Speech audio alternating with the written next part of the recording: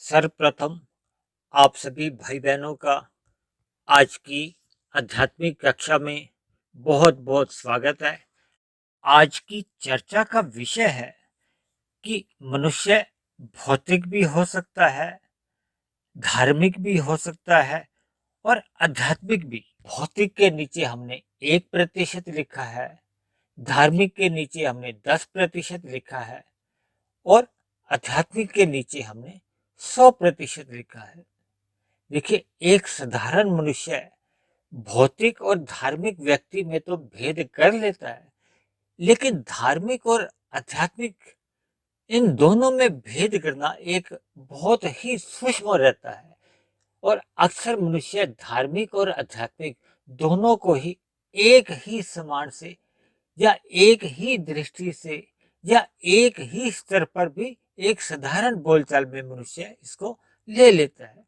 जबकि आज का जो हमारा विषय है, क्योंकि 10 और 100% में तो देखिए बहुत अंतर आ जाता है। हालांकि 1% और 10% में भी अंतर है, लेकिन 10 और 100% में तो बहुत ही अधिक अंतर है। तो इस अंतर को हम आज की चर्चा में थोड़ा और स्पष्ट करने जा रहे हैं। देखिए, शास्त्रों में 3 ही तत्वों की चर्चा आती है। एक है माया यानी प्रकृति जो कि जड़ है, दूसरी है आत्मा और तीसरा है परमपिता परमेश्वर यानी कि परमात्मा, भगवान। एक ही बात है, केवल मनुष्य योनि में ही कर्म योनि है कहा जाता है और साधना योनि भी कहा जाता है। जबकि मनुष्य से नीचे की योनियां और मनुष्य से ऊपर की सभी योनियां भोग योनियां कहलाती हैं। भोग योनियों का अभिप्राय होता है जहाँ सुख और दुख भोगे जाते हैं। देखिए, ऊपर की योनियों में पुण्य कर्मों का नाश होता है यानी कि अधिक सुख भोगे जाते हैं। इसी तरह मनुष्य से नीचे की योनियों में पाप कर्मों का नाश होता है यानी कि दुख भोगे जाते हैं। और जबकि मनुष्य योनि में सुख और दुख दोनों ही प्रकार के भोगों का भोग होता है, यानी मनुष्य जीवन में हमें सुख भी मिलते हैं और दुख भी मिलते हैं। लेकिन मनुष्य योनि का एक ही लाभ है कि मनुष्य अपने नए क्रियामान कर्मों को केवल मनुष्य योनि में ही कर सकता है। मनुष्य योनि में ही वो साधना करते हुए परमात्मा को जान सकता है, परमात्मा को समझ सकता है और परमात्मा को ही पा सकता है। यानी कि मनुष्य योनि में ही परमात्मा को पाने का एक अवसर है। मनुष्य अपने जीवन में भौतिक जीवन भी व्यतीत कर सकता है, धार्मिक जीवन भी व्यतीत कर सकता है और आध्यात्मिक जीवन भी अपना व्यतीत कर सकता है। इन तीनों प्रकार के जीवन में क्या क्या अंतर है, इनको समझने के लिए हमें पहले प्रकृति के जो 3 गुण हैं, तमोगुण, रजोगुण और सतोगुण को समझना होगा। देखिए, शास्त्रों में कहा गया है कि तमोगुण से 10 गुना अच्छा रजोगुण है और रजोगुण से भी 10 गुना अच्छा सतोगुण है और सतोगुण से भी 10 गुना अच्छा विशुद्ध सतोगुण है, जो कि केवल और केवल परमात्मा के लिए ही कहा जाता है। देखिए, जब मनुष्य सतोगुण कहता है तो उसका अभिप्राय होता है कि सतोगुण तो उस समय प्रधान है और रजोगुण गौण है और तमोगुण अति गौण है। जब हम रजोगुण ही कहते हैं तो उस समय ये अभिप्राय लेना चाहिए कि रजोगुण प्रधान है, तमोगुण गौण है और सतोगुण अति गौण है।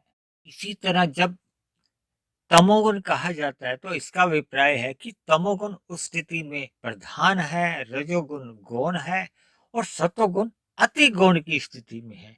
क्योंकि प्रकृति में ये जो तमोगुण, रजोगुण और सतोगुण तीनों ही गुण सदा बने रहते हैं। देखिए, शाम को जैसे ही सूर्य होता है यानी कि सूर्य डूबता है तो तमोगुण आरंभ हो जाता है। तो तकरीबन 8 घंटे तमोगुण प्रधान रहता है, फिर उसके बाद 8 घंटे सतोगुण प्रधान रहता है। उन्हीं 8 घंटों के बीच में एक ब्रह्म मुहूर्त भी आता है, जिसको आज हम नहीं लेने जा रहे। और इसी तरह फिर सतोगुण के बाद पुनः एक 8 घंटे का रजोगुण आ जाता है। देखिए, दिन में 24 घंटे हैं और 3 गुण नित्य बने रहते हैं और ये तीनों गुण एक क्रम में आते हैं। इन गुणों का ही हमारे जीवन में हम जैसा जैसा संग करते हैं वैसा ही इन गुणों का रंग हमारे जीवन पर अपना प्रभाव दिखाने लगता है। यानी कि हम अपने जीवन में ही भौतिक मनुष्य भी बन सकते हैं, धार्मिक मनुष्य भी बन सकते हैं और आध्यात्मिक मनुष्य भी बन सकते हैं। जैसा कि आपको ज्ञान ही होगा कि अब तक तकरीबन हमने 450 के आसपास वीडियो इस YouTube पर अपलोड कर दी और इन सभी वीडियो में मेरी चर्चाएं तमोगुण, रजोगुण और सतोगुण को लेकर तो होते ही हैं और साथ में हमारे जो आपके 3 शरीर होते हैं, स्थूल शरीर, सूक्ष्म शरीर और कारण शरीर, मेरी सभी चर्चाएं इन्हीं 3 गुणों की या इन 3 शरीरों के इर्द गिर्द ही घूमती है। और दूसरी बात, ये सभी वीडियो केवल ब्रह्म मुहूर्त में ही तैयार होती हैं और अपलोड की जाती हैं। यानी जब प्रकृति का सर्वोत्तम समय ब्रह्म मुहूर्त चल रहा होता है तो इससे समय में परमात्मा की असीम कृपाएं उन सभी मनुष्यों पर बनी रहती हैं जो इस ब्रह्म मुहूर्त के समय में उठ जाते हैं। इसीलिए मेरी आप सभी भाई बहनों से भी विनती है कि आप इन सभी वीडियो को, जो कि अब तक तकरीबन 450 के आसपास हो चुकी हैं, मेरी आप सभी भाई बहनों से विनती है कि आप ब्रह्म मुहूर्त में ही इन वीडियो को सुनने का पूर्ण लाभ उठाएं। सर, माता पिता भी अपने बच्चों को सुबह जल्दी उठने की सलाह देते हैं और उन्हें कहते हैं कि सुबह जल्दी उठकर जो पाठ याद किया जाता है वो पूर्ण रूप से याद हो जाता है। यानी कि सुबह ब्रह्म मुहूर्त में या सुबह की परिस्थितियां बहुत ही अनुकूल होती हैं, जिसमें हम हल्की सी भी अगर मेहनत करते हैं तो फिर हमें उसका पूर्ण लाभ मिलता है। जबकि दिन में जब रजोगुण चल रहा होता है या शाम को तमोगुण आरंभ हो जाता है तो ऐसे में फिर हम अधिक मेहनत भी करते हैं तब भी हमें उसका पूर्ण लाभ मिल नहीं पाता, क्योंकि ये गुणों का प्रभाव है। गीता में बताया गया है कि सतोगुण प्रकाशक है, ज्ञानवान है और रजोगुण क्रियात्मक है, यानी कि क्रिया के लिए अनुकूल रहता है, जबकि तमोगुण में तो अज्ञानता बनी रहती है। इसलिए तमोगुण को संग केवल एक नींद लेने के लिए कहो या आराम लेने के लिए ही सलाह दी जाती है। देखिए, आज जो हमने जो 3 विषय जो लिए हैं, भौतिक, धार्मिक और आध्यात्मिक, इसमें क्या है, भौतिक में हमने तमोगुण और रजोगुण में जिनकी अधिक प्रवृत्ति होती है, दूसरे शब्दों में आप यूं समझ सकते हो कि जिनकी भोगों में अधिक प्रवृत्ति होती है, वो अपने जीवन में सुख सुविधा के अधिक से अधिक साधन जुटाना चाहते हैं।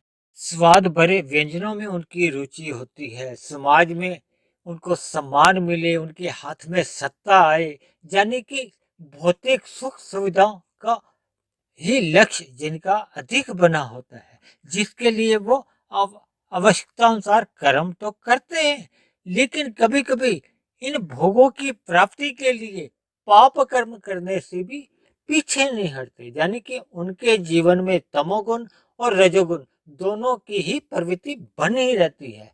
यानी कि ऐसे सभी मनुष्यों का जीवन भौतिकवादी कहलाता है।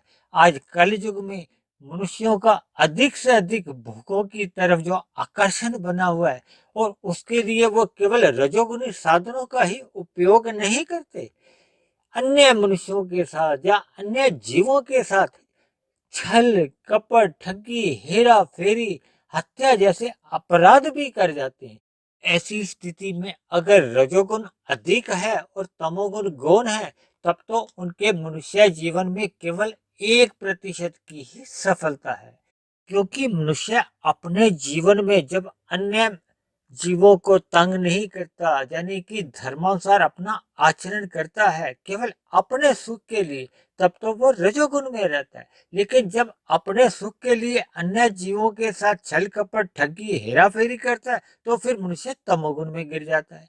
और इसी तरह जब मनुष्य पहले अन्य जीवों के सुख का भी ध्यान रखता है और परोपकार के कार्य भी करता है, फिर उसके बदले में स्वयं भी अपने लिए भी सुख चाहता है, तो ऐसे में वो सतोगुण की स्थिति में आ जाता है।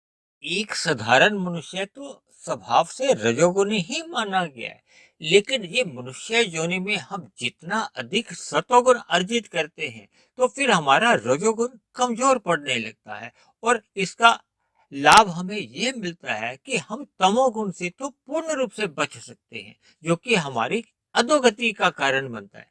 देखिए, जब मनुष्य के जीवन में सतोगुण की प्रधानता होने लगती है और रजोगुण गौण रहता है, तो फिर उसका धार्मिक जीवन आरंभ होता है।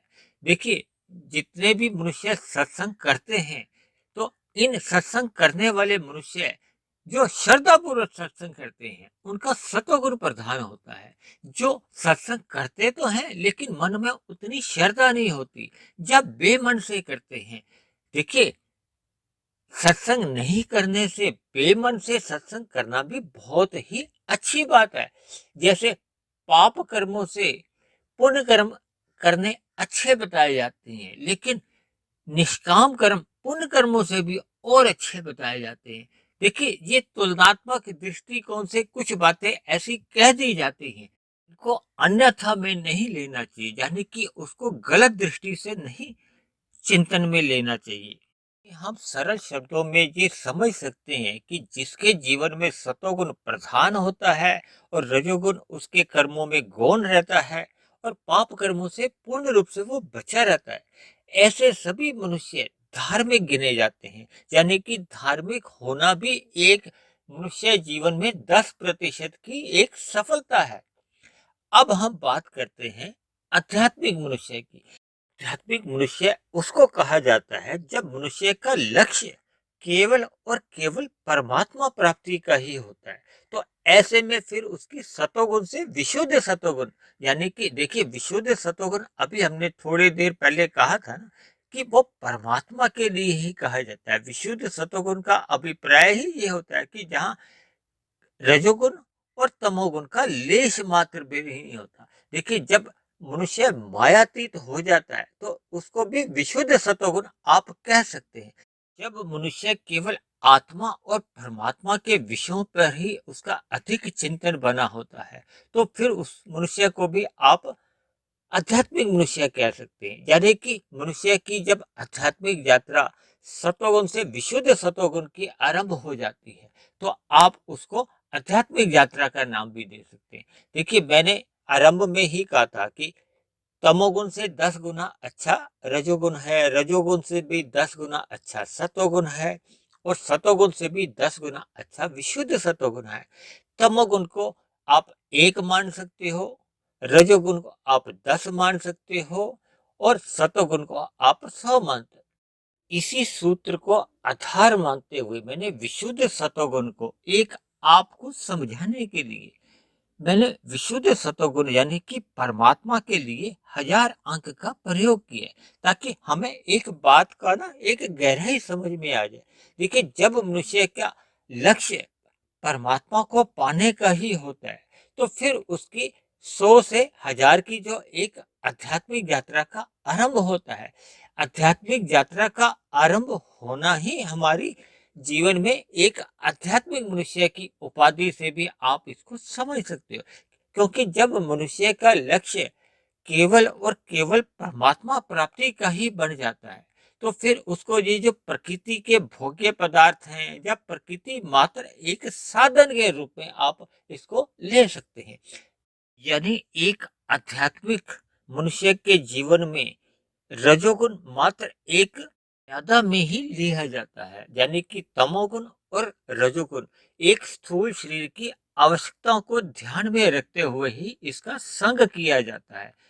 अन्यथा केवल सतोगुण और विशुद्ध सतोगुण, यानी कि सतोगुण में रहते हुए, यानी कि जब मनुष्य का सतोगुण प्रधान होता है, तो फिर वो विशुद्ध सतोगुण की आध्यात्मिक यात्रा की ओर सदा ही अग्रसर हो जाता है। देखिए, जब हम अपने 100 से 1000 की आध्यात्मिक यात्रा पर निकलते हैं, तो फिर हमारा जो तमोगुण का जो मल रूप है, वो हमारा उस प्रभाव से मनुष्य बच जाता है। यानी कि मनुष्य के मरने के बाद भी उसको पुनः मनुष्य योनि की ही प्राप्ति होती है। क्योंकि ऐसे में जब मनुष्य का प्रकृति के भोगों का तो लक्ष्य है ही नहीं, तो ऐसे में उसको ऊपर की योनियों में जाने पर भी बाध्य नहीं करती प्रकृति। और ऐसे में बार बार मनुष्य को केवल मनुष्य योनि की ही प्राप्ति मिलती है। यानी कि मनुष्य योनि में प्रकृति द्वारा या परमात्मा द्वारा उसको बार बार अवसर दिया जाता है, ऐसी अनुकूल परिस्थितियां उसके जीवन में घटित रहती हैं, तो उसकी आध्यात्मिक यात्रा आगे ही आगे बढ़ती रहती। इस आध्यात्मिक यात्रा के विषय में अधिक अगर आपने जानना हो तो तकरीबन 2 वर्ष पूर्व मैंने आध्यात्मिक यात्रा के पड़ाव के ऊपर भी 5-6 सत्संग अलग से किए थे। तो आप उन वीडियो को भी आप ध्यान से एक सुन सकते हो। उसमें मैंने कुछ उदाहरणों के साथ उस आध्यात्मिक यात्रा के ऊपर अपने विचार रखे थे। देखिए, आज का हमारा विषय तो केवल भौतिक, धार्मिक और आध्यात्मिक मनुष्य के बीच में क्या भेद है, क्या अंतर है, इसीलिए मैंने इस शिक्षा को आसान बनाने के लिए भौतिक मनुष्य के लिए 1% की सफलता कही है, धार्मिक मनुष्य के लिए मैंने 10% की सफलता कही है और आध्यात्मिक मनुष्य के लिए मैंने 100% की सफलता को एक समझाने के लिए एक तुलनात्मक रूप में, ताकि हमें महसूस हो कि हम अपने जीवन में कैसा कैसा बदलाव ला सकते हैं। देखिए, एक साधारण मनुष्य एक का सिक्का उठाना तो पसंद नहीं करता। जब आपके पास 100 का नोट पड़ा हो, 10 का सिक्का या नोट पड़ा हो, तो ऐसे में मनुष्य एक समझदारी से काम लेगा तो वो 100 का नोट ही उठाना चाहेगा, क्योंकि आपके पास विकल्प है भौतिक जीवन जीने का या धार्मिक जीवन जीने का या आध्यात्मिक जीवन जीने का। तो मनुष्य जीवन में परमात्मा ने हम सबको एक परिस्थितियां दी है। देखिए, ये परमात्मा का जो आध्यात्मिक ज्ञान है वो केवल मनुष्यों के लिए ही है, ताकि हम अपने मिले हुए अवसर में, देखिए मिला हुआ अवसर क्या है, ये जो हमारा आपका जो हमें स्थूल शरीर मिला हुआ है, ये स्थूल शरीर की सांसें रहते हुए, यानी कि मृत्यु से पूर्व तक ही हम इस मिले हुए स्थूल शरीर के रहते हुए हम आध्यात्मिक यात्रा अपनी कर सकते हैं। देखिए, भौतिक यात्रा का तो कोई अंत ही नहीं है। एक साधारण सी बात है, मेरे मन में अभी अभी आई है। देखिए, एक मनुष्य 60-70 साल तक अगर उसने अपने जीवन में केवल 5 लाख ही खाए हैं और अभी उसके पास 1 करोड़ के साधन पड़े हुए हैं और बचे हुए मनुष्य में वो अभी भी चाहता है कि मैं 10 करोड़ और इकट्ठे कर लूं, तो ऐसे में तो ये गणित समझने की बात है कि देखिए, जब हमने 60-70-80 सालों में तो इतना धन का उपयोग किया है, तो बाकी बचे हुए समय में हम कितना धन खा सकते हैं। लेकिन मनुष्य केवल इसी धन के लिए, यानी इसी अर्थ के लिए, या दूसरे शब्दों में केवल भोगों का संग्रह करने के लिए ही अपनी मिली हुई सांसों का या अपने मिले हुए स्थूल शरीर का दुरुपयोग करना ही मान सकते हैं। यानी कि भौतिक जीवन जीना भी कोई एक समझदारी की बात नहीं है।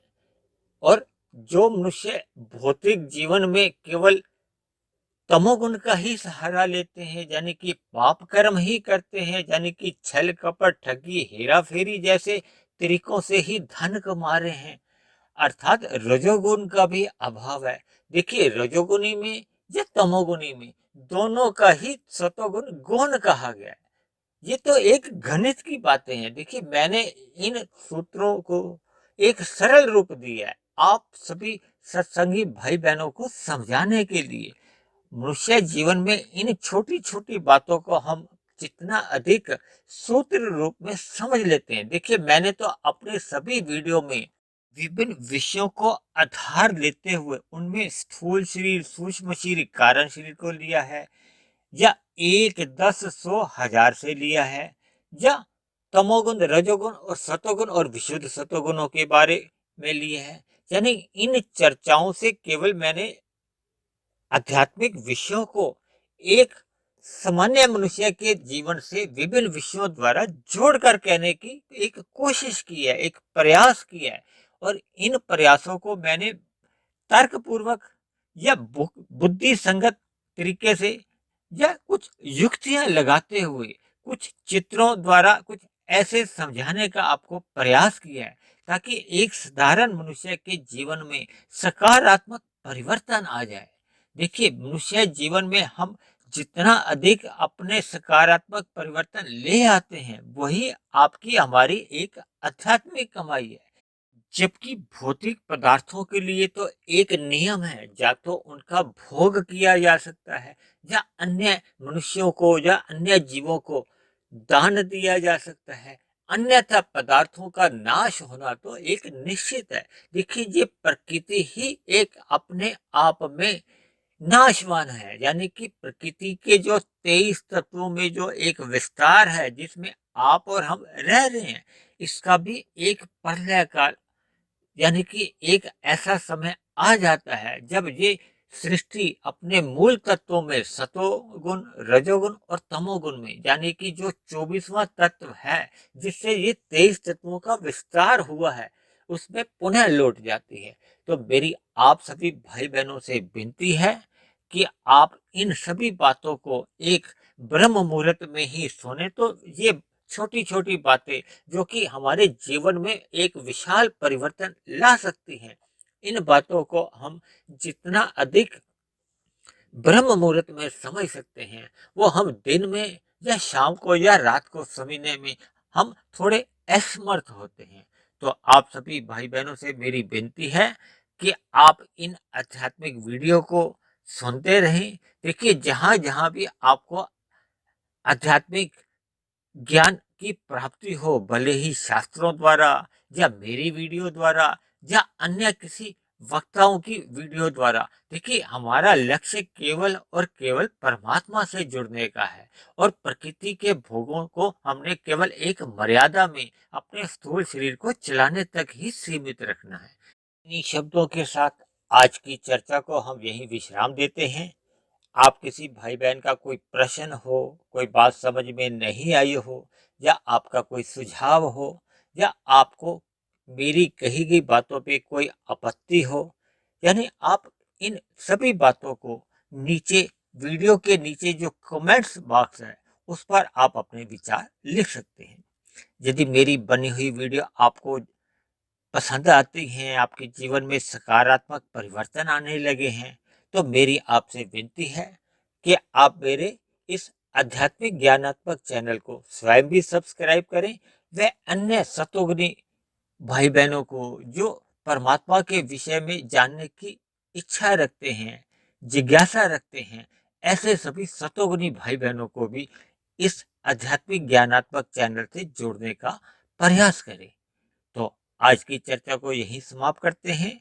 कल फिर मिलते हैं एक नए विषय को लेकर, एक नए संदेश के साथ। तब तक आप सभी भाई बहनों का बहुत बहुत धन्यवाद।